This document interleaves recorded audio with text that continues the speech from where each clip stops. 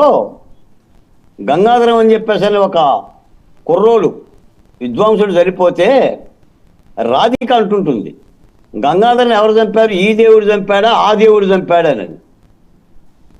దుర్మార్గంగా రాష్ట్రంలో ఒక హత్య జరిగితే ఆ హత్యకి పరిష్కారాలు లేకపోకుండా రాజకీయాలు మాట్లాడుతున్నట్టే వివేకానంద రెడ్డి మీద ఎన్నిసార్లు మాట్లాడు వాసుదేవ్ గారు డిబేట్, ఇదే డిబేటు ఎన్నిసార్లు మాట్లాడాం. అసలు ఇది ప్రజాస్వామ్యమేనా? మాట్లాడటానికి మనకన్నా సిగ్గుందా లేదా విచారణ సంస్థకుందా? 28 ఏళ్ల క్రితం తోట త్రిమూర్తులకి శిరోముండనం కేసులో నిన్న కోర్టు శిక్ష వేసింది. ఎంతకాలం తప్పించుకుంటారు? 28,000 తప్పించుకున్నారు. 28 సంవత్సరాలు. 1996 డిసెంబర్ 29 జరిగిన సంఘటన ఒక భయానక సంఘటన, ఉన్మాద సంఘటన, ఒక అమానవీయకర సంఘటన దళితుల మీద. ఆనాటి రోజుల్లో కరీంనగర్ జిల్లా దగ్గర నుంచి శ్రీకాకుళం వరకు ఆందోళన జరిగింది. వెరసి ఏమైంది? అడ్డుకున్నారు, కమిషన్లు వేశారు. ఆఖరికి న్యాయస్థానం నిగ్గు తేల్చి మీరు దోషులు అని చెప్పింది. అయినా కూడా ఇంకా పర్యవసానం సాగుతూనే ఉంటుంటుంది. నేరం కాకుండా పోతుందా? ఇప్పుడు ఒక మానవీయ కోణం ఉంది కదా, సమాజం ఉంది కదా. అసలు విచారణ సంస్థలు చెప్పేదే ఉందో సార్. ఏదైనా జరిగితే వాసుదేవ్ గారే చెప్తారు.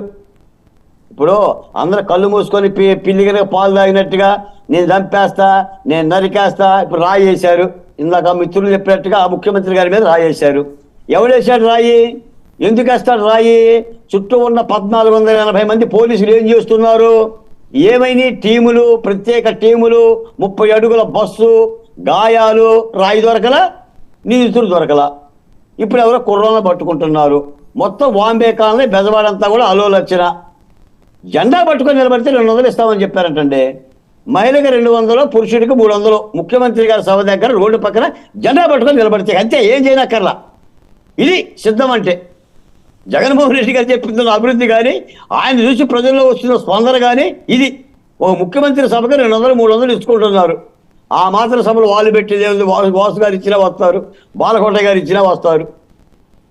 ఇప్పుడు పరిపాలకుడికి ఒక ఇజ్జత్ ఉండాలి. పైపెచ్చు వివేకానంద రెడ్డి గారి కేసు మహా దారుణమైన కేసు. ఆయన ఒక మాజీ మంత్రి, ఒక మాజీ ఎంపీ, ఒక ముఖ్యమంత్రి గారి సోదరుడు, ఈ ముఖ్యమంత్రి గారి యొక్క బాబాయి.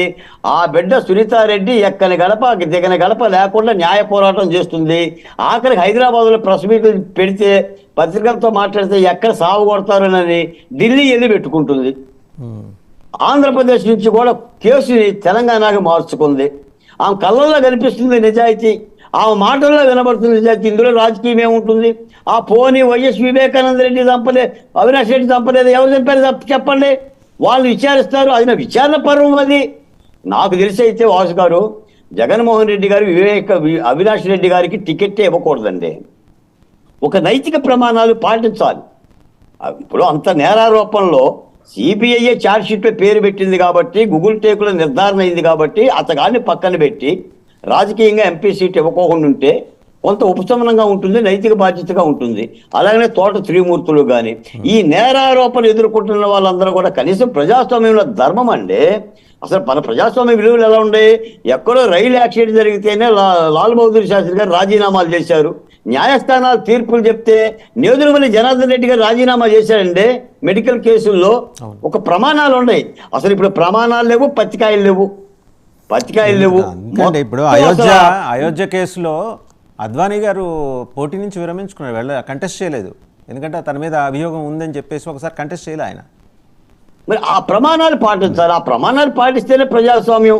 లేకపోతే ఏమవుతుంది సార్? ఇప్పుడు మనం ఏమనుకుంటాం, మాలాంటి దళిత బహుజన కులాలు ఈ బ్లూ కండ వయసులో ఏమనుకుంటారు, అరే బాబు న్యాయం అందరికి సమానం కాదురా, న్యాయం కలిగిన వాళ్ళ దగ్గర కుక్క పిల్లలాగా కాపలా కాస్తా ఉంటుంటుంది, మన దగ్గరకు వచ్చేసరికి కాటేస్తుందని అని చెప్పేసి అనుకుంటున్నాం. ఈ రోజు వైసీపీ పరిపాలన మీద మేము విమర్శలు చేస్తున్నాం అంటే మాకు జగన్మోహన్ రెడ్డి గారు పగ, మాకు పంచాయతీ ఉందా? ఆయనతో ఏ లావాదేవీ ఉంది? ఏ భూబంధారం ఉంది? మాకేం అవినీతి చేసిండు ఆయన? మా ముఖ్యమంత్రి, ఈ రాష్ట్ర పరిపాలకుడు డాక్టర్ సుధాకర్ చనిపోయిందని చెప్పేసి అడుగుతున్నాం. డ్రైవరు సుబ్రహ్మణ్యాన్ని చంపేశారు, మీ ఆ ఎమ్మెల్సీ నువ్వు పక్కన తిప్పుకుంటున్నావు అంటున్నాం. కాబట్టి ఇన్ని దారుణాలు జరుగుతున్నాయి కాబట్టి మాట్లాడుతున్నాం తప్ప ఏ సుధాకర్ చనిపోకుండా, ఏ అబ్దుల్ సలాం చనిపోకుండా మేము నిందారోపణలు చేస్తున్నామా? నిజం కాదా? ఇసుక అమ్ముకుంటున్నారని మాట్లాడుతున్నాం. ఈ రోజు కూడా పత్రికల్లో ఈ వాసుదేవ్ రెడ్డి గారి యొక్క దాదాపు 1,12 కోట్ల రూపాయలు మద్యం వ్యాపారం జరిగింది. ఎక్కడ కూడా డిజిటల్ లావాదేవీలు లేవు. అసలు దీని మీద విచారణ చేస్తే ఢిల్లీ కంటే మించిన మద్యం కేసు అవుతుంది ఆంధ్రప్రదేశ్లో. ఒక్కొక్క బిషనరీ కేసు మీద 200 నుంచి 150 రూపాయలు ముడుపులు ఇచ్చారంట. ఒక పెద్ద కేసు అవుతుంది ఇది, ఢిల్లీ కేసుని మించిన కేసు అవుతుంది ఇది. ఎవరు విచారిస్తారు? విచారణ సంస్థలు విచారించాలి. విచారణ సంస్థలు నిష్పక్షపాతంగా నిజాయితీగా విచారిస్తాయి అంటే ప్రశ్నే. ఈ రోజున వైఎస్ వివేకానంద రెడ్డి హత్య కేసుని 5 సంవత్సరాలు విచారిస్తుంది. 5 ఏళ్ళు పట్టింది. కోడికత్తి సీనికి బెయిల్ రావడానికి 5 సంవత్సరాలు 5 మాసాలు పట్టింది. 96లో జరిగిన శిరోమణనం కేసు ఒక న్యాయస్థానంలో తీర్పు రావడానికి 28 ఏళ్ళు పట్టింది. 28 ఏళ్ళు పట్టింది. కాబట్టే ప్రజాస్వామ్యం నవ్వుల పాలైంది. చాలా మంది అంటుంటారు, బాలకోటయ్య గారు 72 సంవత్సరాల తర్వాత ప్రజాస్వామ్యానికి రిజర్వేషన్ ఎందుకు ఎత్తేద్దాం, అందరూ సమానమేగా అంటుంటారు. ఏం సమానం? వివేకానంద రెడ్డి గారి న్యాయం జరగనప్పుడు. ఇప్పుడు ఈ నిచ్చెన మెట్ల కులభారతం, కిందోడు ఉంటాడు, పైనోడు ఉంటాడు, బలవంతుడు ఉంటాడు, బలహీనుడు ఉంటాడు. బలహీనుడికి అండగా ఉండాలి రక్షణ వ్యవస్థలు, లేదా న్యాయం, అభివృద్ధి. ఈ రోజు రాజకీయ పక్షాలు ఏం చెప్తున్నాయి? ఓటర్ల దగ్గరికి వెళ్ళి అభివృద్ధి ఎవరికి కావాలని చెప్తున్నాయి? అభివృద్ధి కావాల్సినోడికి కావాలి. ఆకలేసినోడికి అన్నం కావాలి. తిన్నోడికి అన్నం ఎందుకు? ఉన్నోడికి అన్నం ఎందుకు? బిక్కి కులాలకి ప్రజాస్వామ్యంలో అన్నం కావాలి, సంక్షేమం కావాలి, అభివృద్ధి కావాలి, ఇదే చెప్తారు. ఒకసారి శ్రీనివాస్ చౌదరి గారి దగ్గరికి వెళ్దాం. శ్రీనివాస్ చౌదరి గారు, అయితే నిన్న అవినాష్ రెడ్డి గారు